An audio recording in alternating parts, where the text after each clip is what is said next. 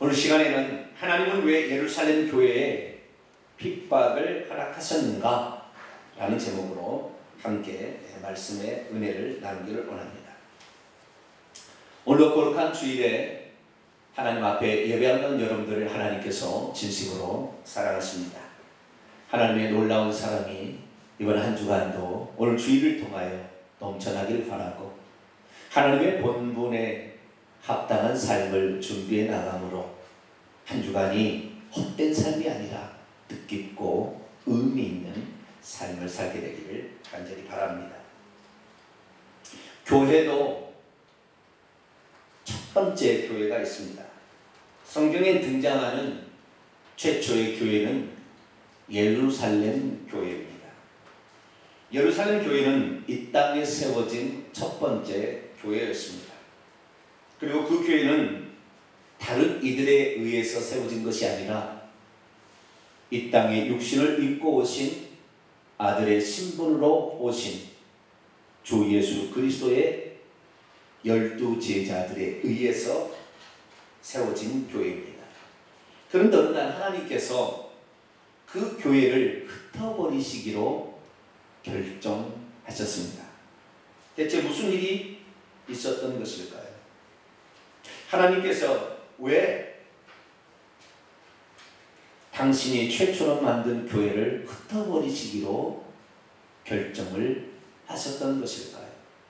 하나님께서 그냥 교회를 흩어버리시기로 쉽게 판정해서 그런 일을 하실 분은 아닌데 말이죠. 과거 적과 꿀이 가는 가나안 땅에 들어가 살던 유대인들을 흩으실 때에도 하나님께서 얼마나 오래 참고 기다리시며 또한 얼마나 많은 경고를 통하여 그들을 흩으시겠다고 말씀하시고 또 말씀하신 후에 결국에 나중에 흩으신 것이 하나님의 역사였는데 어떻게 하나님께서는 이 초대교회 특별히 교회가 탄생한 지 2, 3년도 안 됐을 텐데 그 교회를 흩어버리기로 결정하신 것일까요? 하나님의 속성상 만약 하나님께서 예루살렘 교회를 흩어버리기로 결정하지 않으셨다면 아마 예루살렘 교회는 이 땅에서 완전히 사라질 수도 있었을 것입니다. 그 이름이 흔적조차 없이 지워지는 그런 교회가 될 수도 있었을 것입니다. 거꾸로 말하면 하나님께서 그 교회를 흩으시겠다고 결정하는 것은 아주 멸하지 않게 하겠다는 것이요, 그들을 버리지 않겠다는 것입니다. 그들을 올바른 방향으로 이끄시겠다는 결정이죠. 그렇게 행하는 것이 만세전에 품으신 하나님의 뜻이 성취되는 것이기에 하나님께서는 그렇게 결정하신 것입니다.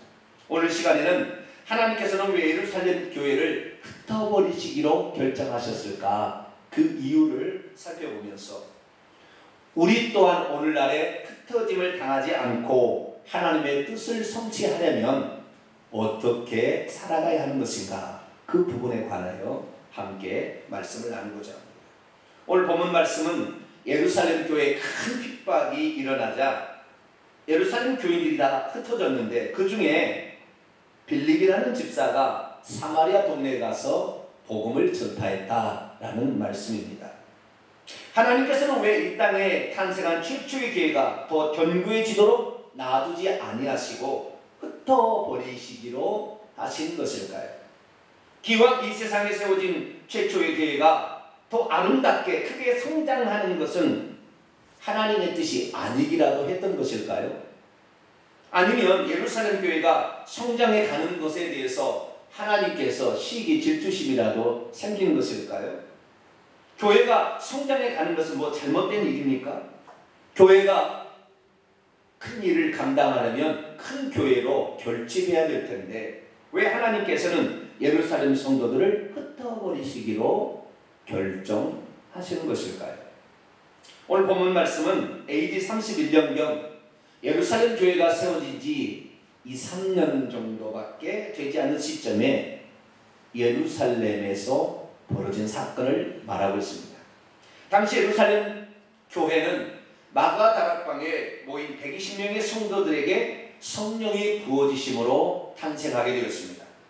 그때 전 세계 15개국에서 오순절을 지키기 위해서 몰려든 사람들이 마가 다락방에 모여있던 120명의 성도들이 자기 나라 말로 방언을 말하는 것을 듣게 되었습니다. 그들은 깜짝 놀랐습니다.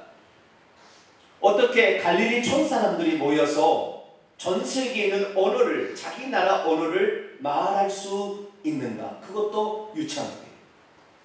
그때였습니다. 예수님의 수제자였던 베드로가 일어나 그들을 향하여 소리 높여 외쳤습니다. 유대인과 예루살렘에 사는 사람들이여, 이 일이 어떻게 일어났는지 제가 여러분에게 말씀드리겠습니다. 지금은 오전 9시입니다. 그러므로 이 사람들이 술 취한 것이 아닙니다. 이것은 BC 800년경 요엘 선지자를 통하여 하나님께서 예언한 말씀이 그대로 이루어진 것이니 내가 말세에 성령을 모든 사람에게 부어주리라 한 약속이 이루어진 것입니다. 그러니 크고 두려운 날이 이르기 전에 주의 이름을 불러 구원을 받으십시오. 이스라엘 사람들이여, 여러분이 얼마 전에 십자가에 못 박은 그 예수가 누군지 아십니까? 그는 우리 조상들에게 보내주시겠다고 그렇게 약속했던 바로 메시아이십니다. 하지만 여러분들은 그분을 몰라보고 법 없는 자들의 손을 빌어 그를 죽이고 말았습니다. 그러나 하나님은 그를 사망의 고통에서 풀어 살리셨으니 이는 다윗이 시편에 기록된 말씀을 그대로 이루려 하십니다. 이는 내 영을 음부에 버리지 아니하고 내 육체를 썩음을 당치 않게 하리라 하는 약속이 이루어진 것입니다. 그런즉 이스라엘 온 집은 확실히 아십시오. 여러분이 십자가에 못 박은 이 예수를 하나님께서 주와 그리스도가 되게 하신 것입니다. 그러자 이 예루살렘에 있던 유대인들은 비로소 그들이 무엇을 잘못했는지를 깨닫게 되었고 하나님의 아들이자 메시아를 십자가에 못 박았다는 사실을 알게 되었습니다. 그들은 말했습니다. 그러면 우리는 어찌해야 하는 것입니까? 베드로가 이렇게 또 외칩니다. 여러분, 여러분의 죄를 회개하십시오. 그리고 주 예수 그리스도의 이름으로 세례를 받고 이 배역한 세례에서 나와 구원을 얻으십시오. 그러자 그들은 너나 할 것 없이 사도들에게 나와서 세례를 받으며 자신의 죄를 고백하였고 그리고 예수 그리스도를 나의 주님, 나의 하나님으로 영접하게 되었습니다.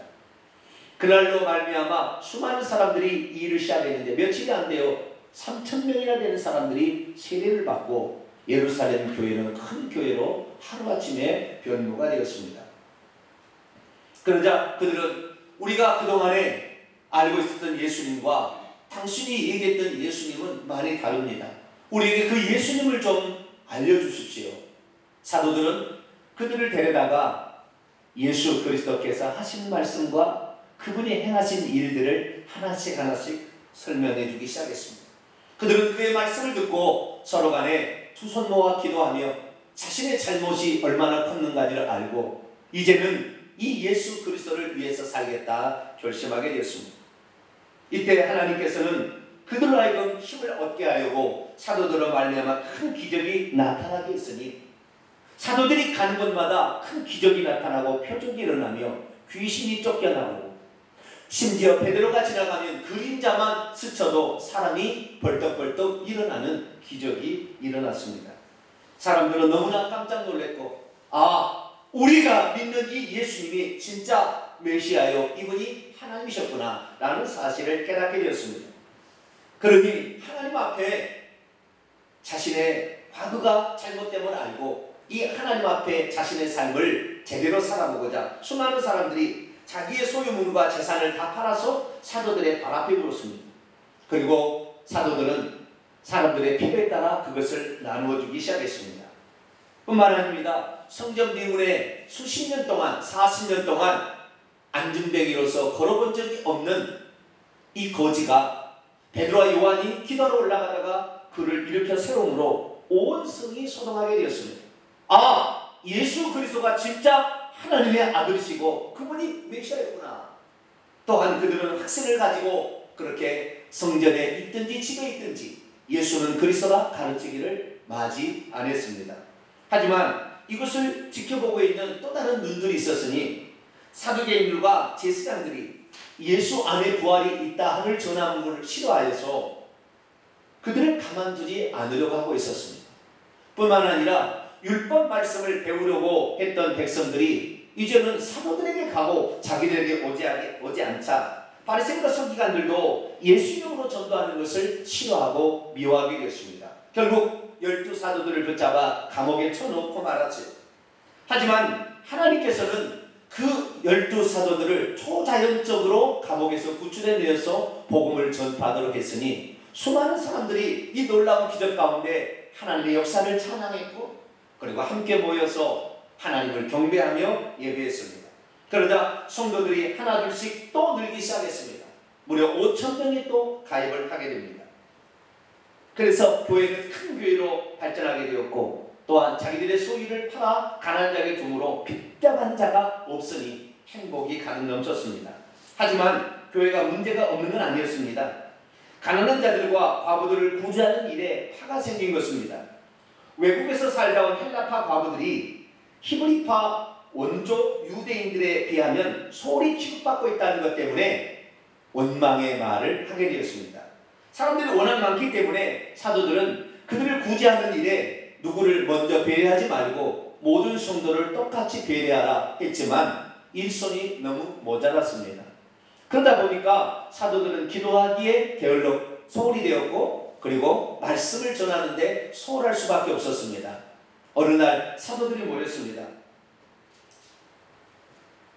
이제 우리가 하나님의 말씀을 전하는 일과 기도하는 일에 전념해야 되지 않겠습니까? 언제까지 우리가 사람을 구제하는 거, 식사를 하는 일에만 매달리겠습니까? 성령과 믿음이 충만하여 칭찬되는 사람을 세워서 우리를 대신하여 일하게 합시다. 결국에 예루살렘 교회는 7명의 집사에게 안수하여 그들에게 구제하는 일을 시키게 되었습니다. 교회는 잠잠해졌고 공평한 구제가 이루어지자 교회는 수많은 사람들의 기쁨으로 가득 차게 되었으니 더 많은 무리들이 심지어 제사장들도 이 무리에 합류하여 기독교인이 되고 있었습니다.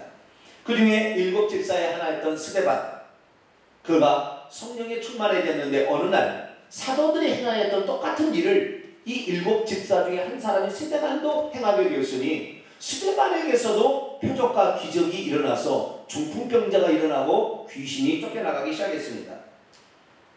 그러자 사도들에 대해서는 어떻게 못했던 이 종교 지도자들이 스데반 저것을 가만두지 않겠다 생각하고 스데반에게 달려들었습니다.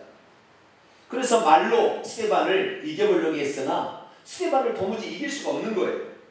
그러자 말로서 당해낼 수 없었던 그들은 거짓 고소자들을 세워서 스데반을 없애기로 결정하게 됩니다. 이 사람이 모세와 하나님을 모독하는 이야기를 했다. 결국에 스데반은 예루살렘 최고의 의회인 공회에 끌려가게 됐습니다. 공회에 섰던 스데반은 성령에 충만하여 그들의 권세에 굴하지 아니하고 하나님의 말씀을 조목조목 들어서 왜 예수님이 메시아시고 그분이 무엇 때문에 이 땅에 오셨는지 그리고 이제는 누구를 믿어야 하는 것인지에 대해서 얘기를 했습니다. 그러자 그들은 율법과 모세를 못 어겼다 이렇게 해가지고 이를 갈면서 스데반을 정죄했고 사형의 선고를 내렸습니다.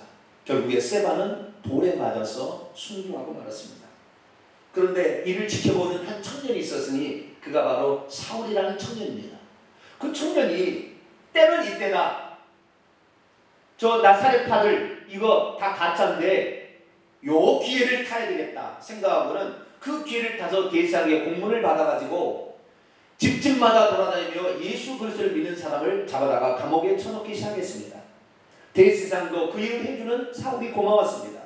사울은 장차 공회의 의원이 될 만한 가장 유력한 후보였으니 사울은 대제사장들에게 잘 보여야 될 이유가 있었던 것이죠. 결국에 하나 둘씩 붙잡혀 가게 되자 이제 예루살렘에 칼바람이 불기 시작했습니다.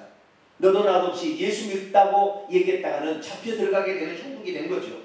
그러자 예수 안 믿는다고 하고 하나 둘씩 뿔뿔이 흩어지기 시작했으니 예루살렘 교회 10,000명 이상이 모였던 예루살렘 교회가 그만 흩어져서 12사도 위에는 남지 않았습니다. 왜 하나님께서는 스데반이 돌에 맞아 죽는 것을 그대로 허락하신 것일까요? 그러면 하늘의 공의가 사라지고 유대인들의 법정이 더럽혀지는데 왜 하나님은 그것을 보고만 있었던 것일까요? 그리고 하나님께서는 예루살렘 교회가 좀 더 견고해지도록 놔두지 아니하시고 왜 그들에게 핍박을 허락하사 그들을 흩어버리신 것일까요? 좀 더 시간이 지나게 되면 예루살렘 교회가 견고해지고 단단해져서 교회가 든든히 성장하게 되고 큰 교회가 되면 더 이상 핍박받을 일도 없고 거짓된 공에 나가서 설 일도 없게 될 텐데 왜 하나님은 성도들이 핍박당하고 억울한 재판을 받는 것을 그대로 보고만 있었던 것인가요? 믿음이 있어도 왜 하나님께서 예루살렘 교회를 흩으셨는가를 깨닫지 못하면 하나님이 원망스럽습니다. 믿음이 있어도 왜 하나님께서 스데반이 죽는 것을 그냥 놔두는지를 모른다면 하나님께서는 스데반 하나 보호할 수 없는 무능한 하나님의 아닌가 의심이 들 수도 있습니다. 믿음이 있어도 왜 하나님께서 하나님의 뜻에 계속해서 역행하고 있는 사두개인들과 바리새인들을 그냥 지켜보고만 있다는 것을 알게 될 때는 하나님이 진정 성도를 사랑하시고 그들을 위하여 일하시고 있나 라는 의구심이 들 수 있습니다. 그럼에도 불구하고 우리는 하나님께서 행하신 모든 일에는 다 뜻이 있다는 것을 알아야 합니다. 사람이 당하는 일에는 그것이 고통이라 할지라도 하나님께서는 그것을 허락하실 수밖에 없었던 어떤 이유가 있다는 것을 알아야 하는 것이죠. 그렇다면 큰 부흥을 이루어가고 있는 예루살렘 교회 왜 하나님께서는 핍박을 허락하신 것일까요? 그것은 한마디로 예루살렘 교회가 교회다운 교회, 교회의 존재 목적에서 어긋나고 빗나가고 있었기 때문입니다. 하나님께서 이 땅에 교회를 세울 때는 두 가지 목적으로 교회를 세우는 것입니다. 첫 번째는 사람이 죽어도 음부의 권세가 이기지 못하는 교회를 만들기 위해서 이 땅에 교회를 세운 거예요. 다시 말해서 이 땅에 사는 사람들이 죽어서 천국 들어가게 할 수 있는 거점으로서 교회를 이 땅에 세운 것입니다. 자, 마태복음 16장 18절 말씀을 같이 한번 읽어볼까요? 시작. 또 내가 내게 이르노니 너는 베드로라. 내가 이 반석 위에 내 교회를 세우리니 음부의 권세가 이기지 못하리라. 아멘. 교회의 첫 번째 존재 목적은 교회에 오는 모든 사람들을 천국에 들어가도록 지옥에 빠뜨리지 아니하고 천국에 들어가기 위하여 교회를 세우는 것이죠. 교회가 크다고 해서 천국에 들어가는 것이 아니라 교회에 다니는 모든 구성원이 천국에 들어가지 하지 않게 하면 교회는 없어져야 되는 것입니다. 만약 예수 그리스도를 믿는다는 성도가 그 교회를 다녔는데 죽어서 음부의 문들이 그를 삼켜버리는 교회가 된다면 그 교회는 교회가 아닌 것입니다. 그 교회는 교회로서의 가치와 의미가 없는 것입니다.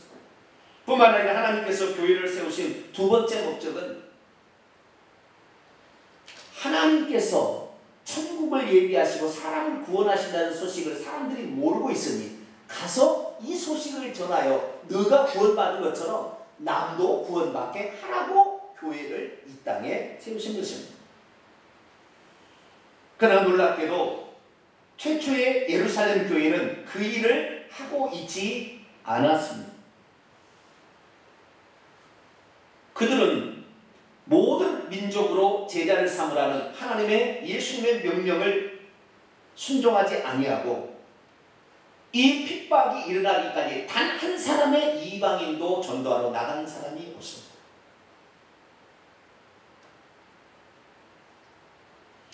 교회 성도들이 많아지자 자기의 헌금을 내서 재산을 팔아서 풍족하게 잘 먹고 잘 사는 일에는 집중했지만 아무도 이방인에게까지 복음을 전하기 위하여 나간 사람도 없었고 복음을 전해준 사람도 없었다는 것입니다.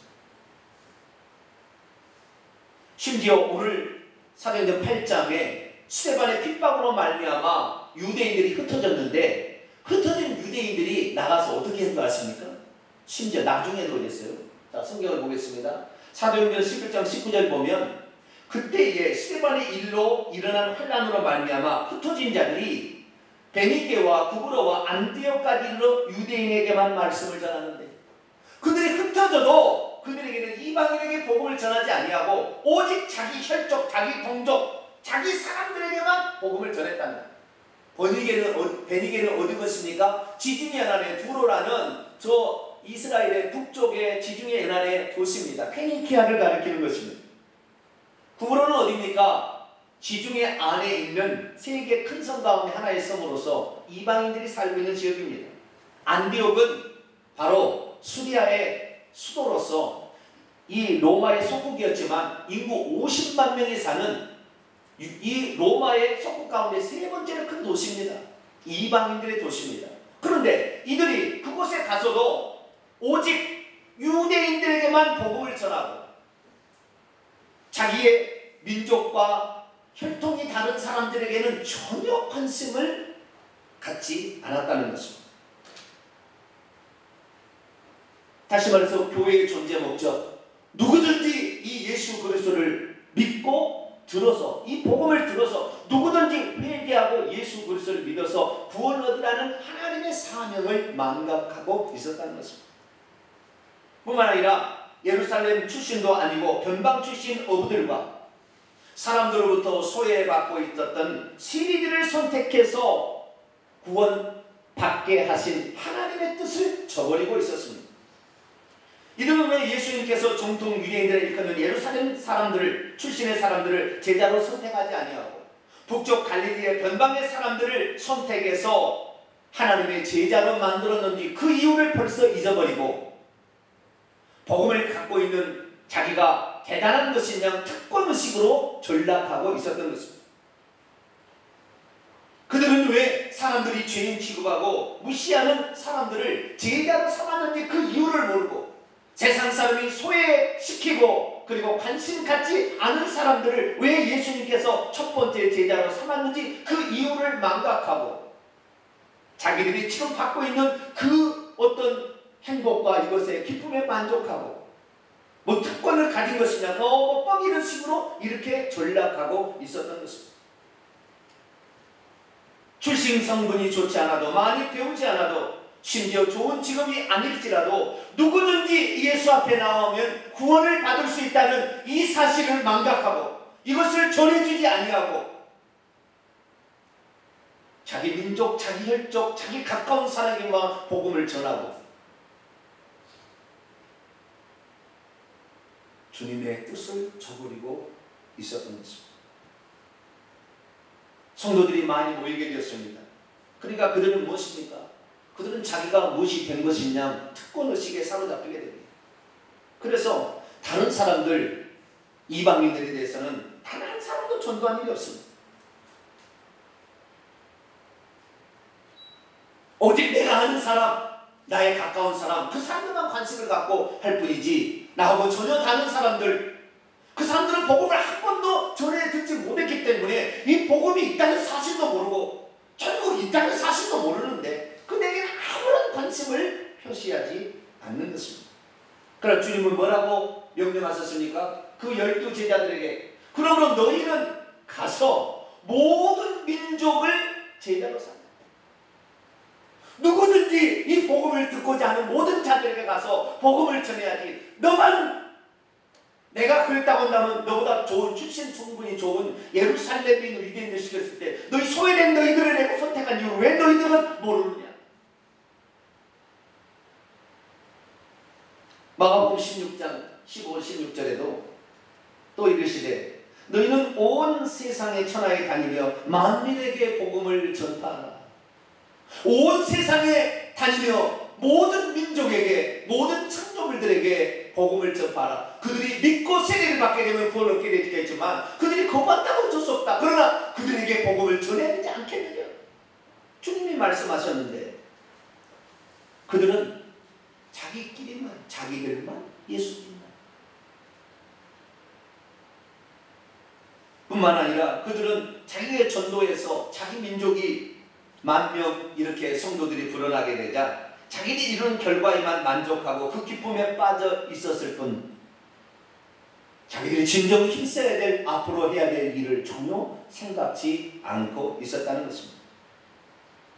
무엇보다도 지금 이방의 땅에 사는 사람들은 하나님이 계신지도 모르고 귀신이 하나님인 줄 알고 귀신을 섬겨 우상 숭배하다가 지옥에 떨어지기 때문에 그들의 영혼은 우리를 와서 좀 도와달라, 우리의 영혼을 좀 구원해달라, 우리도 복음을 좀 전해달라, 그런 아우성을 전혀 외면하고 오직 자기만 잘 먹고 잘 살고 자기 교회만 키우는데 오직 현안이 되어 있었다는 것입니다. 특별히 예루살렘에 가까운 사마리아가 그러한 상태에 놓여 있었습니다. 예루살렘 교회들은 교회 재정이 많아지니 자신들이 잘 먹고 잘 사는 문제에 고민할 뿐 진정 해야 될 일을 보지 못하고 있었습니다. 지금 사마리아 성에는 마술사 시몬이라는 자가 있어서 그가 기적과 표적을 통하여 하나님 흉내를 내면서 수많은 이 사마리아 메시아를 기다리고 있는 그들을 지옥에 보내고 있었어요. 누군가 가서 사마리아에 가서 참된 하나님을 알려줘야 되고 그들도 메시아를 믿어서 구원을 받게 해야 될 텐데 아무도 사마리아에 가지 않는 것입니다. 그 불쌍한 영혼들, 하나님이 계신지도 모르고 하나님이 인류를 구원하러 왔다는 소식도 못 들어보고 지옥에 떨어지고 있었습니다. 그렇다면 누가 과연 복음을 전파할 수 있는 사람이라 할 수 있을까요? 그것은 자신이 큰 교회에 다닌다는 특권의식이나 고귀한 혈통을 가지고 있고 특별히 선택받았으니 나만 그 특권을 누려야 한다는 생각을 가진 자들이 아닙니다. 나코처럼 갈릴리 사람들과 세리 같은 주인이랄지라도 그러한 사람까지 기꺼이 구원으로 불러주신 하나님의 뜻을 아는 자가 복음을 전할 수가 있는 것입니다. 나같이 부족하고 연약한 죄 많은 사람이랄지라도 아무런 조건 없이 나를 구원함으로 불러서 하나님의 구원에 동참케 하신 그 하나님의 기쁘신 뜻에 고맙고 감사한 자가 나는 복음에 미친 자입니다. 나도 가서 전해줘야 됩니다. 이런 마음을 가진 자가 가서 복음을 전할 수가 있는 것입니다.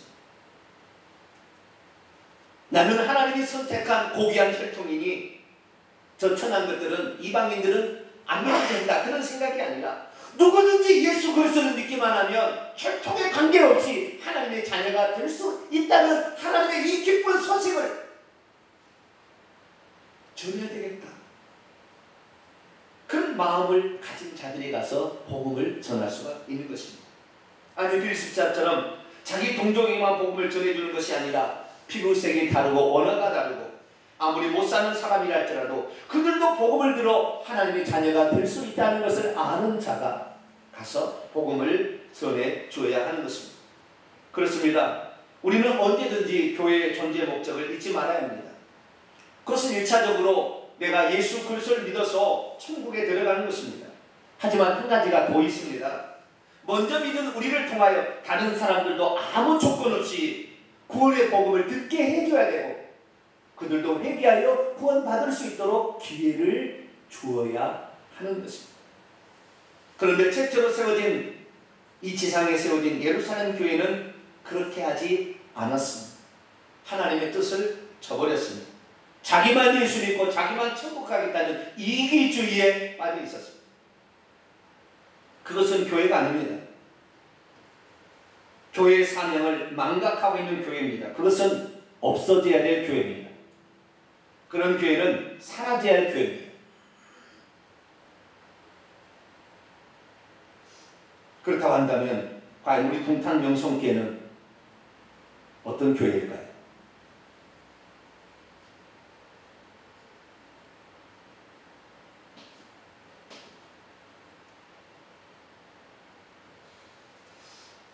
우리 교회는 과연 어떤 교회입니까?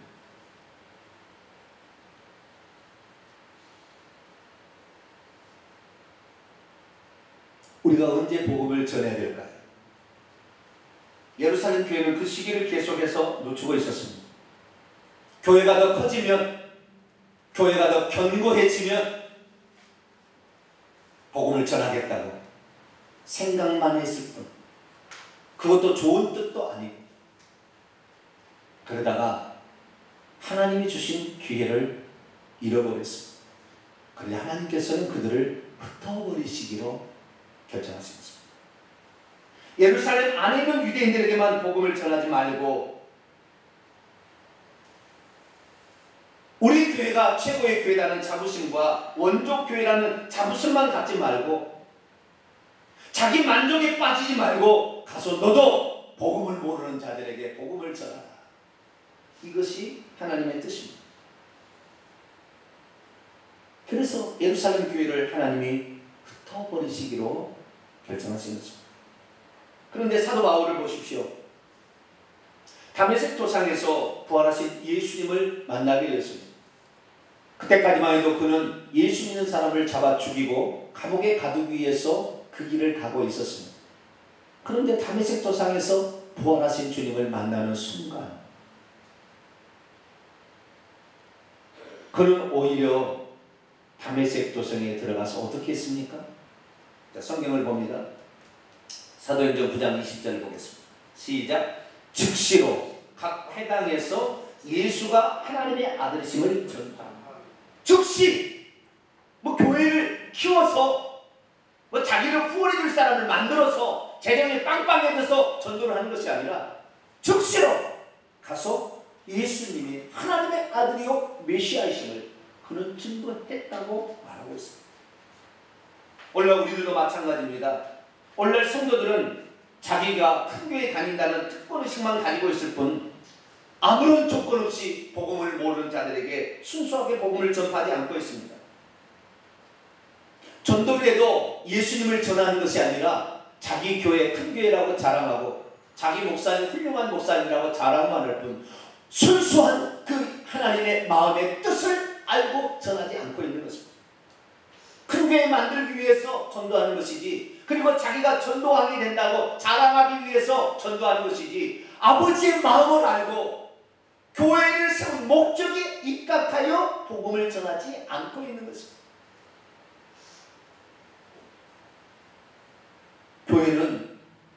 교회가 어느 정도 규모가 커지면 전도하는 것이 아닙니다. 교회가 전도할 만한 이 선교 헌금이나 무슨 재정이 빵빵해져서 그때 전도하는 것이 아닙니다. 내가 복음에 비친 자고 나같이 부족한다고 하나님이 구원해 주셨습니다. 나는 복음에 비친 자로서 아버지의 마음을 전해야 되겠다.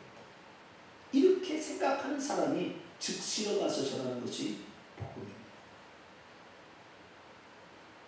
그것이 아버지의 마음이요, 그것이 이 땅에 교회를 세운 하나님의 뜻이기 때문입니다. 전도란 무엇입니까? 아버지의 뜻을 아는 자가 행하는 가장 거룩한 행위입니다. 전도란 무엇입니까? 자신은 복음에 빚진 자로서 내가 이렇게 구원받은 것은 오직 하나님의 은혜라 라고 생각하고 믿는 자가 가서 전하는 사랑의 실천입니다. 전도는 교회의 존재 목적이 영혼 구원에 있다는 사실을 알고 가서 복음을 전해주는 것입니다. 만약 우리가 전도하지 않는다면 하나님께서는 우리 교회도 흩어버리실 것입니다. 우리는 내가 어느 정도 성장해서 교회가 커져서 선교헌금이 많아져서 그게 아닙니다. 그냥 우리가 깨달았으면 깨달은 대로 가서 복음을 전해주면 되는 것입니다. 빌립 집사가 사마리아 갔을 때 어떤 일이 일어난 줄 아세요? 빌립 집사는 능력도 패력도 없던 사람이었는데 사마리아에 가서 복음을 전하자 사마리아 이미 마술사 시몬이 큰 표적과 기적을 통해 사람을 거짓된 귀신을 숨기게 하고 있었거든요. 그러자 하나님께서 복음을 전하려는 빌립 집사를 들어서서 오늘 본문 말씀 큰 기적과 표적을 일으켜 귀신을 쫓아내 귀신이 막 떠나가고 엄청난 일이 일어납니다. 마술사에 집중되는 모든 관심이 빌립에게로 와서 그 빌립을 통하여 예수 그리스도를 믿음으로 그 성에 큰 기쁨이 됐다 이렇게 말하고 있습니다.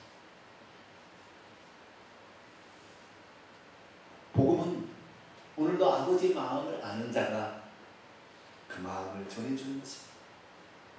내가 어떻게 구원을 받고 있는지, 구원 안으로 들어오는지 아는 자가 가서 그 사랑을 실천하는 것입니다. 우리 교회도 그럴 수 있게 되기를 바랍니다. 내가 어떻게 구원을 받았습니까? 아무런 조건이 없이 그냥 우리는 값없이 복음을 전해받았습니다. 그런데 왜 전해주지 않는 것입니까? 예루살렘 교회가 되기를 원했습니까? 예루살렘 교회는 세워진 지 2, 3년 후에 흩어지기 시작했고 나중에 70년 후에는 예루살렘 교회는 흔적 없이 사라졌습니다. 아예 없애버렸습니다. 최초의 교회라고 하나님이 이 땅에 세운 최초의 교회라고 하나님이 그 교회를 사랑하는 것이 아닙니다. 그 교회의 존재 목적을 실천할 때에 하나님은 그 교회를 사랑하시고 물질도 부어주시고 사람도 붙여주시고 복음을 전할 때 표적도 나타나게 하시고 기적도 나타나게 하시고 하나님의 이름이 위대하심을 드러낸 것입니다. 사랑하는 성도 여러분,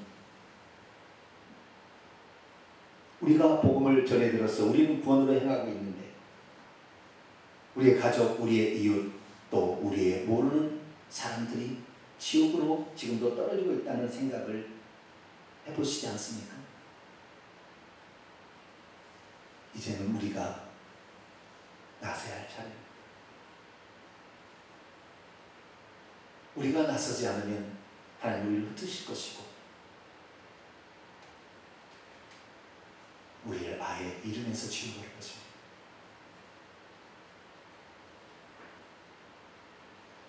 이 땅의 것 아무리 귀하고 좋아도 죽으면 다 놔두고 갈 것입니다. 그래서 오늘도 하나님께서는 나의 마음을 알고 실천하는 자를 찾고 있습니다. 그런 마음을 지닌 자를 하나님은 끝까지 들었을 것입니다. 오늘도 우리를 향한 하나님의 계획과 뜻을 알고 그것을 실천하여 하늘에서 칭찬과 상급을 들을 수 있는 하나님의 복된 성도가 되기를 간절히 바랍니다. 기도하겠습니다. 하나님,